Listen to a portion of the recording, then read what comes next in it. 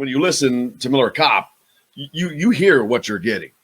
You know exactly what he brings without shooting a shot. He brings a lot of basketball intelligence, a lot of intelligence, period.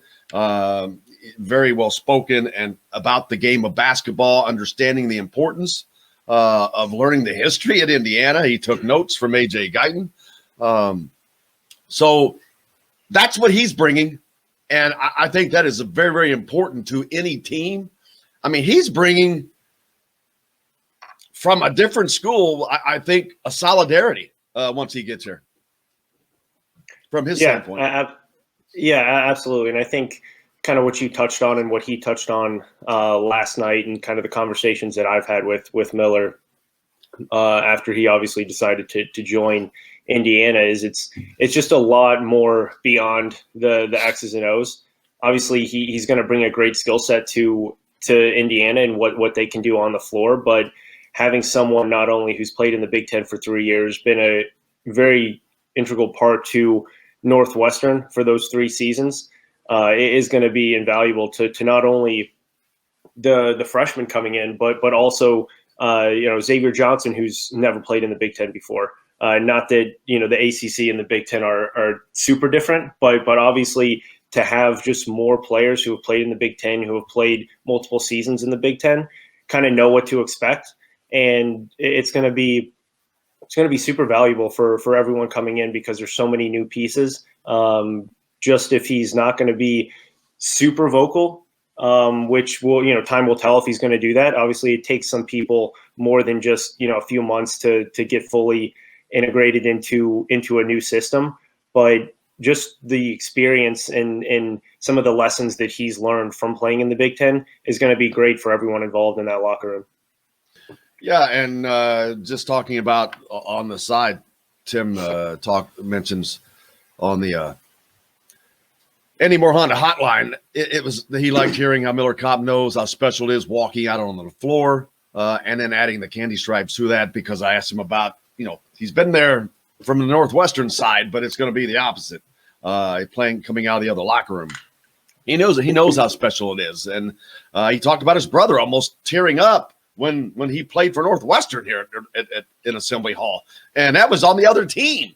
So you can imagine what it's going to, the emotions that they'll probably be feeling on the other side. Then you got freshmen coming in, Tamar Bates.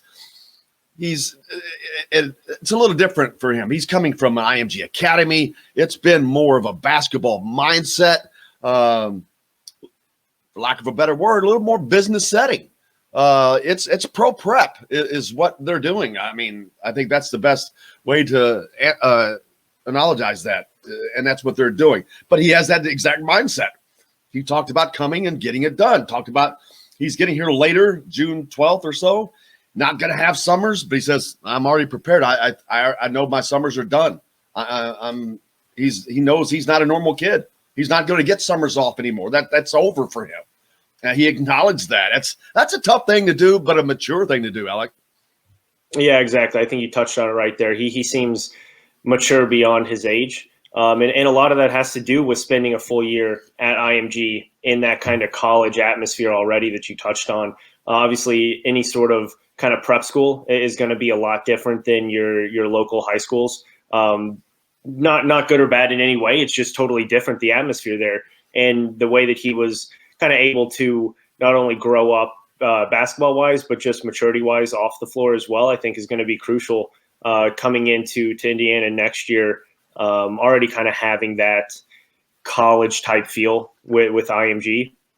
So I think it's a great mixture that Indiana is bringing in of veteran guys who have played in college before, the Big Ten before as well, and then also really talented freshmen who have played on the biggest stages in high school basketball with IMG Academy and Tamar Bates. Being able to bring all of that in at once already with the team that they have, I think is you're just going to be seeing a totally different Indiana basketball than I think what people have been used to over the kind of 5-6 past years that they've just kind of settled into of knowing. And that's going to be special to see, obviously, fans for the first time being able to see this group of players and just see a different mindset, I think, a more a business type approach to the game, and very mature approach to the game that I don't think we've been able to see over the past few seasons. And not only that, and I agree with exactly everything you said, it is going to be that way a lot deeper on this roster now already, very much deeper. There are going to be guys who just don't play.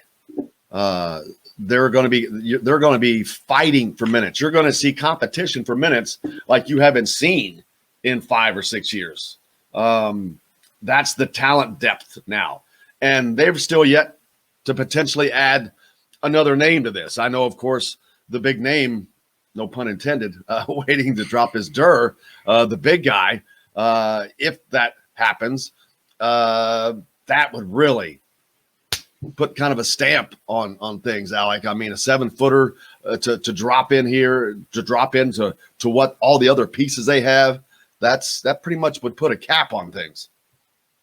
Yeah, absolutely. And we had touched on it ever since Indiana kind of finished and filled up their 13 scholarships that, that probably wasn't going to be the final roster. There's still a long time to go before kids got back on campus and the summer really got going. And there's still going to be another transfer wave that does happen across college basketball here. The semester just ended for a lot of these schools. And as we found out last night, Northwestern is obviously still going until June. They're on a different schedule. So this roster was never set. And I think you see with this staff, they're always trying to go out and better the roster whatever way they can, whether that's, someone who's going to come in and play their role, 10, 12 minutes a game, or I think that's the biggest difference between this roster this year and what you had the past few years is maybe you had depth the past few seasons, but you didn't have talent depth from 113. And that's exactly what you have right now, regardless of if Indiana brings in and kind of what they do for their 13 scholarship spot. The practices are going to be just like, Sweet 16 type caliber games. It's not only going to help this team so much next year, but just moving forward, the amount of talent that they're going to have now year in and year out on the roster is just so much different. And that's going to be the biggest adjustment for, I think, a lot of these guys who were on the roster last year, is not only not having a spot specific for them, but having to come to practice every single day and know that if they don't play up to their best potential, they could not see the floor for a couple games just based off of how much talent and depth Indiana does have.